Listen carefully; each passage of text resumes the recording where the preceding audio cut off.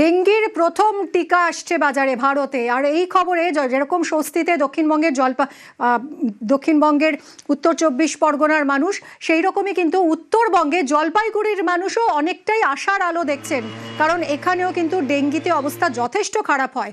কি কতটা স্বস্তিতে উত্তরবঙ্গের জলপাইগুড়ির মানুষ, কথা বলবো শান্তনুর সঙ্গে। শান্তনু, কতটা আশার আলো দেখছেন জলপাইগুড়ির মানুষ?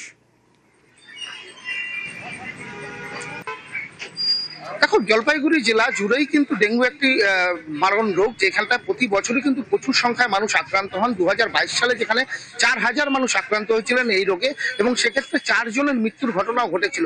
পরবর্তী বছরগুলোতে আক্রান্তের সংখ্যা কিছুটা কমলেও কিন্তু ডেঙ্গু পুরোপুরি মুক্ত হয়নি জলপাইগুড়ি জেলা থেকে। ফলে প্রতি বছরই কিন্তু প্রচুর মানুষ এখানে আক্রান্ত হন। এই বছর এখনো পর্যন্ত 66 জন মানুষ আক্রান্ত হয়েছেন। এই অবস্থায় দাঁড়িয়ে একটি টিকা, যা মানুষকে সার্বিকভাবে কিছুটা নিরাপত্তা দিতে পারবেন, এই ভেবেই কিন্তু মানুষের মধ্যে অনেকটাই আশার আলো দেখছেন।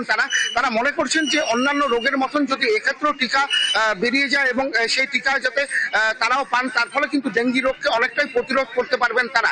এক্ষেত্রে যেটা দেখা যায় যে অন্যান্য সময় যদি কেউ ডেঙ্গুতে আক্রান্ত হন, তাকে নিবিড় চিকিৎসার মধ্যে আনা হয়। স্বাস্থ্য দপ্তর তাকে হাসপাতালে ভর্তি করে অথবা বাড়িতে ভর্তি রেখে তার চিকিৎসার ব্যবস্থা করেন। সেক্ষেত্রে কিন্তু প্রাণহানিরও একটা ঘটনাও ঘটে যায় জেলাতে। যেরকম বলছিলাম যে 2022 সালে 4 জনের মৃত্যুর ঘটনাও ঘটেছিল। সেক্ষেত্রে প্রচুর মানুষ আক্রান্ত হওয়ার ক্ষেত্রে যেসব ঘটনাগুলো সামনে আসে, সেক্ষেত্রে মানুষজন চান তাদের নিরাপত্তার ক্ষেত্রে স্বাস্থ্য দপ্তর যেরকম একদিকে প্রচার সচেতনতামূলক অভিযান করছে, পাশাপাশি যদি আগাম তাদের টিকার ব্যবস্থা করা যায়, তাহলে কিন্তু তারা অনেকটাই নিরাপদ বোধ করবেন, এমনটাই মনে করছেন জলপাইগুড়ির বাসিন্দারা।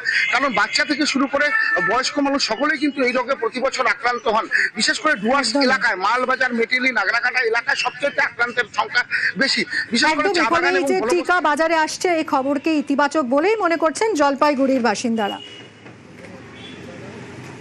না, এই ডেঙ্গু যেরকম হচ্ছে আমাদের আশেপাশে বা আমার ফ্যামিলির মধ্যে অনেকেই লোক আক্রান্ত হয়ে আছে। এটা যদি একটা ভ্যাকসিন যদি থাকতো, যদি পরিষেবা যদি পাওয়া যেত, তাহলে সুবিধা হয়। তাহলে ওটার আক্রান্ত কোনো ঘটনাই ঘটবে না। তাহলে ভ্যাকসিন থাকলে পরে, সুবিধা থাকলে পরে ভালোই হবে। পাবলিক হেলথের জন্য জলপাইগুড়ি ডিপো, শুধু ম্যালেরিয়া ডেঙ্গু না, এনি পাবলিক হেলথ ডিজিজের জন্য জলপাইগুড়িতে সব রকম কেসই পাওয়া যায়। Dengue, malaria, scrub typhus, leptospira, Japanese encephalitis, প্রত্যেকটা কেসই জলপাইগুড়িতে রয়েছে। তো তার মধ্যে ডেঙ্গু এবং ম্যালেরিয়া প্রকোপটা যেহেতু একটু বেশি, তো ডেঙ্গুর জন্য যদি ভ্যাকসিনেশনে অবশ্যই মানুষ উপকৃত হবে।